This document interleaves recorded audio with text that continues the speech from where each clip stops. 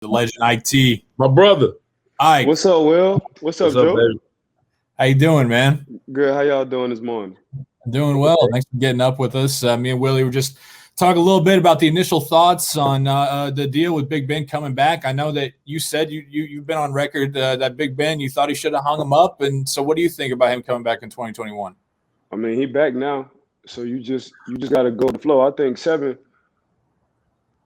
just have to change his ways. I think Seven just got to go back to Willie, and understand how we won Super Bowls and how it happened. A good defense and a good running game. You know, I think Seven he didn't had enough years of passing. But if you look at guys who make these playoff runs, and Seven should know, man, when you get to the playoffs, you got to have some kind of run game.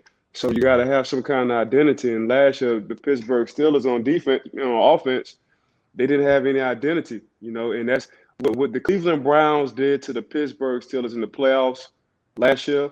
That's what I was expecting the Pittsburgh Steelers to do to anybody else, but they didn't have that. And you talk about offensive linemen and drafting all these offensive linemen, the best thing you could do for a young offensive lineman or a new offensive line who really hasn't been playing a lot of games together is run the ball. To get them boys in the running mode. It's hard to pass set 50 to 60 times a game, So what you want to do is just establish the old Pittsburgh way. Yeah, you got receivers on the outside, but that play action game going to work even better when it's coming off that running game. You know what I'm saying? So I just think this has nothing to do with anybody else. Me personally, and it's just my opinion, this has everything to do with Seven. Seven got to come to the conclusion and understand how we used to win these football games, how we used to get into the playoffs, how we used to dominate. So they always had the pieces around them, and Seven in his later years is back into his earlier years. Seven has a good defense. The Pittsburgh Steelers defense right now is pretty damn good. Top 5 defense. They're going to keep you in a lot of games. What you can do by helping the defense is running the ball. What you can do by helping the offensive lineman is running the ball. What you can do in trying to establish an identity again is running the ball. Everybody knows Seven can pass. Seven, I know you can pass. We all know you can pass. We all know you're going to be a Hall of Famer, first ballot, all that good stuff.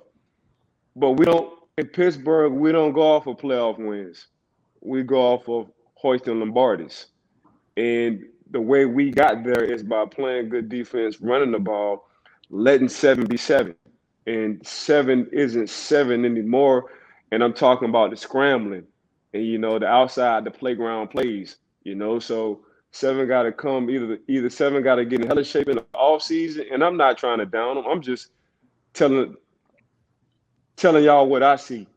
Got to have a hell of an offense, a hell of an offseason, or he got to understand how important it is running the ball.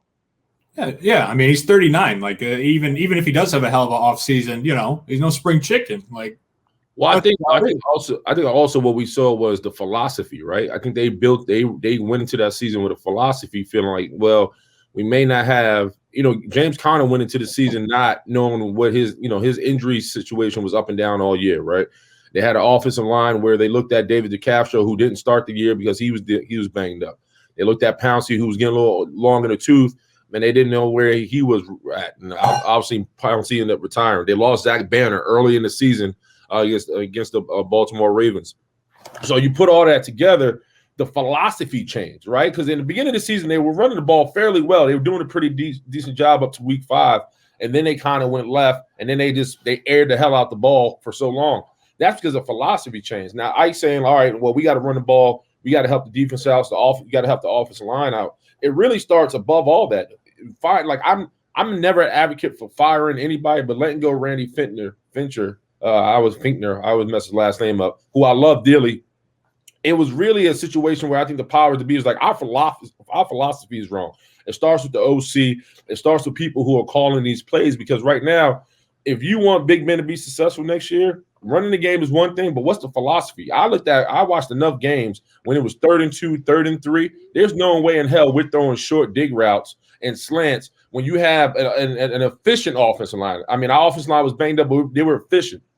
And so the philosophy has to change. Ike's saying the right thing. We got to go back to more ground and pound. But I think the philosophy of how we approach every game has to be different. Are we going to be a run team? Are we going to play a play action team? Or are we going to be a team that looks at Ben Roethlisberger to save the day? He can't save the day no more. I mean, he proved that last year. He tried. So we have to be a more well-rounded team. So, I think that's all on 7, though. 7 is the joker in Pittsburgh. 7 trumps whoever comes in there. I don't care what OC you has. Just think about all the OCs that came through Pittsburgh. Right. It's and 7 is still there. Mm-hmm. So 7 can trump. 7 if 7 want to say, I want to be in the shotgun all day, they're gonna be in the shotgun all day. If 7 say, hey, look, let me get back under center right quick. I don't have to go under center all the time, but at least 40% of the time, let me get under center. Right. All right, 7, whatever my playbook was, I'm gonna let you rock and do what you want to do. So that's what I'm saying. 7 got a lot to say. So it's gonna be on 7. And I get the philosophy part, but 7, 18 years in the game in Pittsburgh Steelers, ain't nobody trumping 7. Like, ain't no offensive coordinator gonna come in there and be like, man, this what we gonna do. 7 gonna look at it and be like, all right, I'll do it for a week or 2. And then I'm gonna go back to doing it my way. So that's what I'm saying. 7 gonna have to change his philosophy and how he thinks, I think. So does that change more, let's say, in the draft, if they go a running back like a Travis Etienne or Najee Harris with the first pick in the first round, or if they go with offensive linemen? So either approach, if they go O-line heavy or if they try to get their next guy at running back, is that when Roethlisberger might say, all right, now I'm good to go. Like, I got my guy in the backfield or we got people up front. Like, which way do you think would make him say, all right, let's get back to running this thing? For me, it's 7. It has nothing to do with who you drafted. They got running backs. You just got McFarland from Maryland last year. Like, you got plenty. You NC State a couple of years ago. Man, James Conner, obviously, he's probably those guys aren't Najee Harris or Travis. It ain't. Listen. We won with Jerome Bussey on the tail end, Deuce Staley on the tail end, Willie Parker in his prime, but it was mostly a 3-headed monster. That's what we had going on. That was the first Super Bowl. The second Super Bowl, we wound up damn near doing the same thing. So we keep saying these running backs. Terrell Davis was an undrafted free agent from Denver, and they had a zone blocking offensive line. But you know what? They ran the ball, and guess what they did? They won the Super Bowl. If you see how good Aaron Rodgers put up numbers down there every year, league MVP. You know who his running back was? 3rd-round draft pick coming out of what? Texas, Utah. Small school out of Utah. Yep. Aaron Jones. We keep saying these big running backs and big running backs. Man, all you gotta do is run the ball. All you gotta do is find an identity. Tampa Bay Bucks, second half of the season. Guess what they did? They ran the ball. If you watch the Super Bowl, this past Super Bowl between KC and Tampa, all KC had to do was run the ball. Because every time they was running the ball, Clyde Edwards-Helaire was getting like 6.5 a pop. But guess what they wanted to do? They got stubborn and they went back to pass. All you got to do is run the ball. I ain't saying you got to run the ball 40 times a game, but at least for me, I look at it because I was so brainwashed on offensive defensive linemen. So I actually really do pay attention to the offensive defensive linemen to help a young offense. You can establish the run game. And these runs don't have to be 40, 50-yard games. These can be 3.5 a pop here, 2.5 a pop there. About time the end of that fourth quarter come, and them defensive linemen and these linebackers and these safeties and these corners getting tired of hitting that running back, it's all because of the offensive linemen putting their weight on them from the first to the fourth quarter. No, I hear you, but Willie, I mean, like we said, we saw last year the Steelers, there was times when they did try to run the ball, especially in the second half, but I mean, it just wasn't working. So as an offensive lineman down there nitty gritty, like, how's that? Is it scheme? Is it like, I mean, what needs to change for them to be able to, like Ike T's saying, be able to go back to running the ball? Like I said, it goes back to, I mean, Ike makes a very good point. When it comes down, whatever 7 wants to do, he's going to do, and that's the way the offense is going to roll.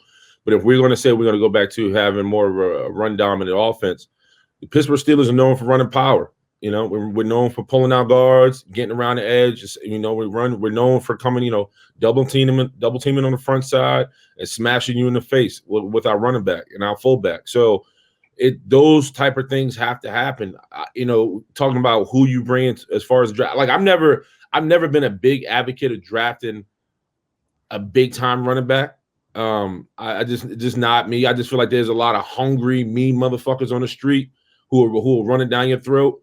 The investment really starts in the offensive line. You got to understand, when I was with the Pittsburgh Steelers, man, I was on the tail end of a new era. When in 2010, man, Pouncey, DeCastro, Marcus Gilbert, all those guys were pups. You know, they were young heads. But our room was so established from a culture standpoint, who we were, what we wanted to be, and how we played a brand of football, that by the time I got long in the tooth and Max Starks got long in the tooth and Chris Kimato and all those, we got long in the tooth, these guys were already implemented in a system and a philosophy, once again, that when hell comes to high water, if we stuck in the mud, the only way we're going to get out of it is going to be by running the ball. We know what Ben could do. We knew what the Santonio Holmes and everybody else around could do. But from an offensive line point, we understood when it came down to 3rd and 2 and 3rd and 3, if we couldn't give Mike Tomlin the confidence or BA the confidence to run the ball, then we weren't doing that job. Right now, I don't know if that's the offensive line in Pittsburgh, because I think the philosophy has changed. Where their point is like when we heard 3rd and 3 and 3rd and 5 from the defense to the offense, it was like, oh, we about to run the ball. It wasn't even thought that we were going to run a dig on the outside. We were going to run a slant, it was like, oh, we're going to run 22 double. We're going to run power. We're going to send Chemo around the horn. We're going to get it, and we're going to keep the drive going. That was just how we played football. I think what a lot of Steeler fans are accustomed to is it's always going to work out at the end, right? Like Steeler fans are kind of spoiled by Steeler football. It's always going to work out something. No matter how sloppy we start, it's always going to work out. That only happens, man, when you have a full team doing what they need to do, and a philosophy and the brand is all fitting at one. You know what I mean? That defense can't play without the offense. We can't play without the defense. We all got to be on the same accord. And I think this season, so much was relied on the defense kind of, all right, they're going to do what they do. Offense, just do what you do, and we'll figure it out along the way. I can tell you, every time they got a 3 and out, our mindset was like, all right, we got to establish a run because we got to save their legs. We also got to convert on 3rd down. Oh, before we get into halftime, we got to score, because BA used to preach to us, if you score before halftime, you got an 80 to 85% chance of winning the game.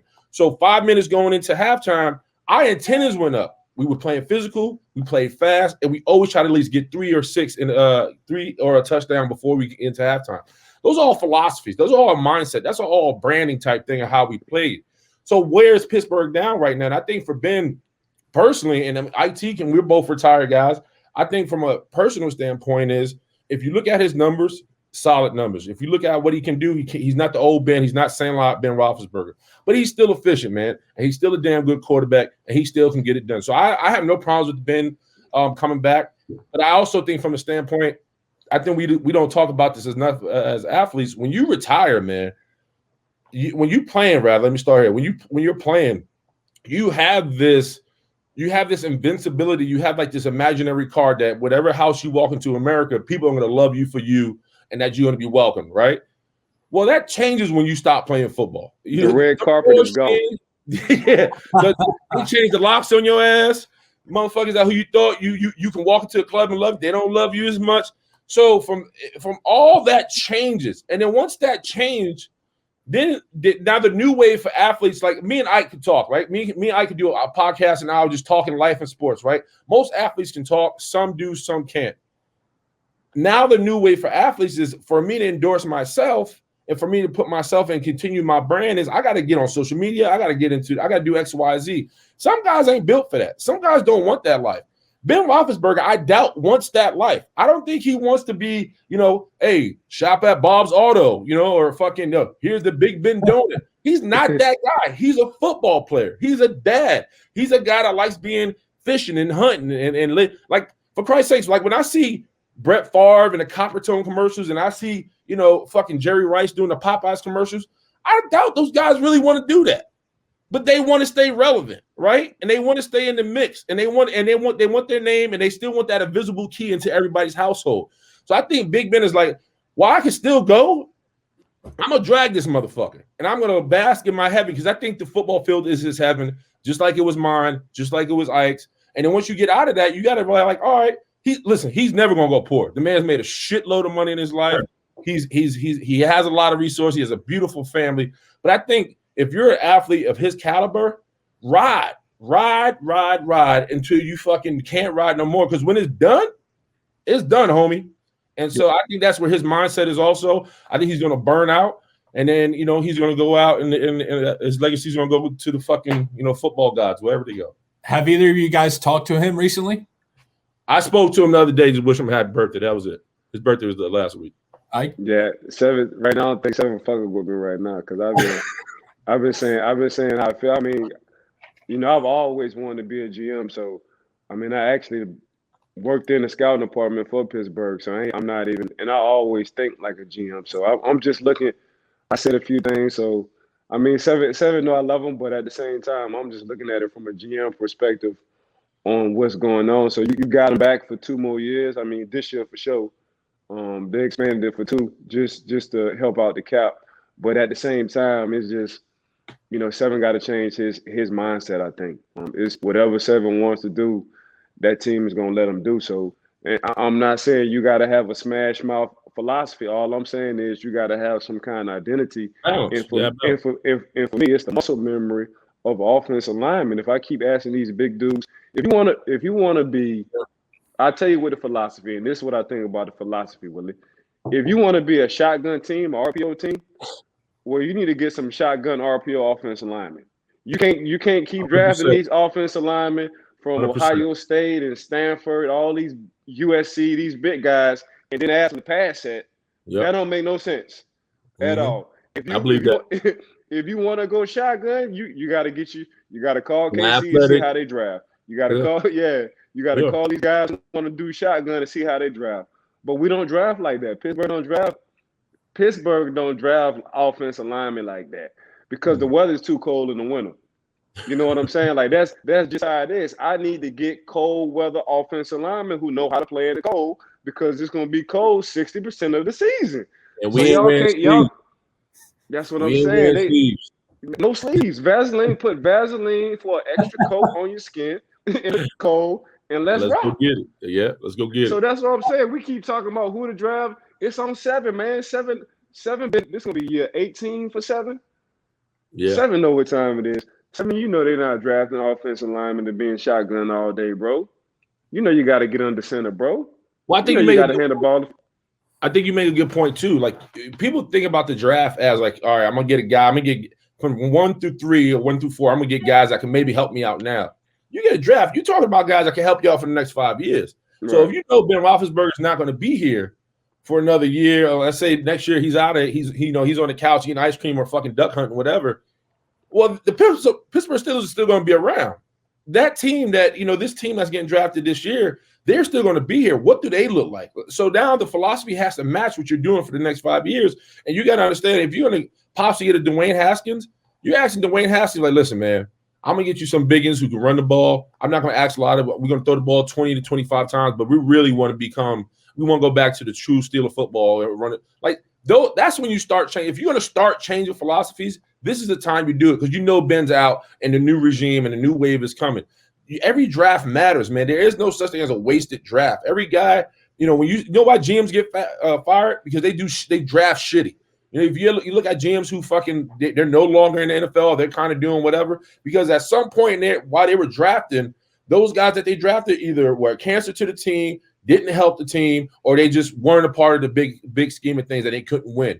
So Kevin Cole has been a long time. He didn't just bring Ben Roethlisberger back just for the sake of it. He brought him back because I got to keep this boat steady while I bring in these new guys. And when he's out, we can now move forward. That's how you avoid hiccups. That's how you avoid bad seasons because bad seasons break locker rooms. Bad seasons break the core of your team. Bad seasons make other guys commit fucking mutiny in your locker room and now calling out fucking Mike Tomlin and all this shit. So Kevin Cole is an extremely smart man. He understands if we can win 8 to 10 games, that's going to still warrant free agents to get here. That's still going to keep the continuity in the locker room. That's going to keep even if we go to playoffs, like playoffs are never the goal. Fucking Super Bowl is, but it's all about stability and consistency. If the Pittsburgh Steelers remain consistent with Ben and without Ben, That's how you run an organization, man. So I just think it's a matter of, everybody just realizing that whatever Ben decides to do, or whatever last year was, it can't happen this year. And whoever you draft, you got to draft that you plan to be here for the next 5 to 6 years, and that can impact you and help you right now. Last one I got for you guys. I appreciate your time this morning. Now that we know officially Big Ben is back for 2021, what is the ceiling for this team? Can they make it to LA for the Super Bowl as currently constructed with Big Ben leading the way? Go ahead. Man, the only way them boys have a chance to make it to the Super Bowl, I don't think the playoffs going to be an issue. The only way them boys have a chance to make it to the Super Bowl, they got to do what the Cleveland Browns doing right now. They got to have a nice 1-2 punch. They got to understand 7 ain't the old Houdini 7. He used to be. I don't think on the defensive side there'll be an issue. You got some guys coming back. Bud probably come back. Devin Bush probably would have been a Pro Bowler this year at the middle linebacker position. He was hurt last year. He's going to be back. So you got some key guys coming back on that defense. The defense is solid. Defensive linemen, linebackers, secondary, they're pretty solid. On the offensive side, you got a few holes you need to fill in, especially on the offensive line. But hell, they was rotating guys last year on the offensive line, so them guys got some quality work. So I don't think you need to go in depth with the offensive line unless you really see somebody on the draft board who you really trying to get. The running back position, man, you got running backs in the stable. You just haven't given them a true chance, man. It's hard to if y'all know what it is when you play Madden. Man, you play Madden, you run the ball 10 times, man. You ain't giving nobody no opportunity. 15 at most. Ain't nobody really getting no opportunity. So, man, you gotta at least run. I ain't saying you gotta at least, like you say, Willie, 50-50, man. And it's gonna be some games where Ben just might feel it. He just want to pass. And I'm saying 4. I said that last year. I said, man, it's gonna be about 4 games where Ben just gonna feel like, man, I'm about to air it out because our receivers will smoke this secondary. And it's going to be some games, or I think it should be some games where the game plan might be going in, airing it out, and Ben just got a feeling like, you know what, man, this week of practice wasn't that good with the offensive line. I'm just about to hand this thing off and let these boys get back into a groove. Because offensive linemen running games get in the groove. Like, you can pass all day, but the running between running backs and offensive linemen, them boys get in the groove when you start running the ball. It's muscle memory. Right. So I just think Pittsburgh can have a Stefanski approach, a Cleveland, it's crazy I'm saying this, a Cleveland Brown approach on the offensive side. And that's running the ball when you need to, play action pass. Y'all just saw what we just saw what Cleveland just did to the Pittsburgh Steelers in the playoffs. Well, to piggyback off that, man, I think the biggest slap in the face to the Pittsburgh Steelers was the head coach. The week of the playoff game came down with COVID. They played with a patchwork offensive line, and they walked into Pittsburgh, and pissed on our couch and threw our TV out the window and ate all our food in the fridge, and then left all chicken bones on the rug and said, "Fuck you, Pittsburgh." Like, that was the disrespect, and that's how it felt. From the opening snap, from Pouncey's botch snap to the whole game, it was a big fuck you to Pittsburgh. Now, maybe that was karma. We've been stomping the shit out of the Browns for a long, long time. Actually, it was a game that was already checked off on the calendar every year. Like, oh, that's a dub. That was our mentality. So maybe that was just the football guys that humble us. But it was a slap in the face to the Pittsburgh Steelers because your head coach was out that week. Your offensive line came in there and played bully football. They ran the fucking football. They look like they played their Super Bowl, and we look like a team that says, and always the standard is the standard, we are Super Bowl. We're always going to be Super Bowl bound. We're never going to be playoff bound. We look like a team that was our first playoff game. So we take it. What we have to do going forward, and to answer your question, Joey, and I said it, yes, running the ball is going to have to be efficient. You're going to have to draft offensive linemen. I've been saying you got to change the philosophy. Big Ben's coming back. What has to happen for the Pittsburgh Steelers is that the rest of this division is getting better. Correct. They're getting better. So if they're looking at the big picture and not paying attention to their own backyard, they're going to get washed. Joe Burrows was a dog. Joe Burrow's offensive line is getting better. He's getting pieces. Cincinnati's better. Cleveland, we just gave him all this love. Baltimore, they're hungry. They're going to get the best they can out of Lamar Jackson while he's still young and he's still vibrant. The Pittsburgh Steelers are they're kind of on that like, all right, we can either fold or we can kind of stack up and keep going where we need to go.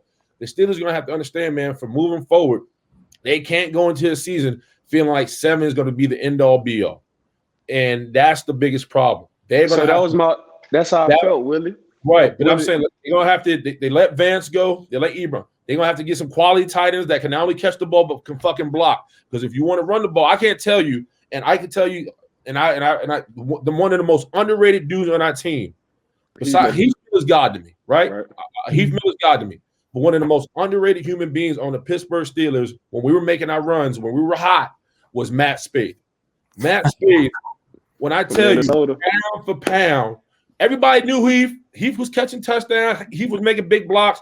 If you go back from that 07 to 2010, you will see a 6'8" motherfucker from Minnesota clean people up who knew he wasn't getting the ball in the game, who knew nobody was looking for him, but he was going to dig in your ass. Matt Spade on the offensive side was a true unsung hero, and that's because he understood his job. He knew for us to be efficient, he was gonna have to block Terrell Suggs. He was gonna have to block Tamba Ali. He was gonna have to block Jared. He was gonna have to block some big time motherfuckers and knuckle up. It's the will. One thing I make Ike, and I talk about Ike all the time.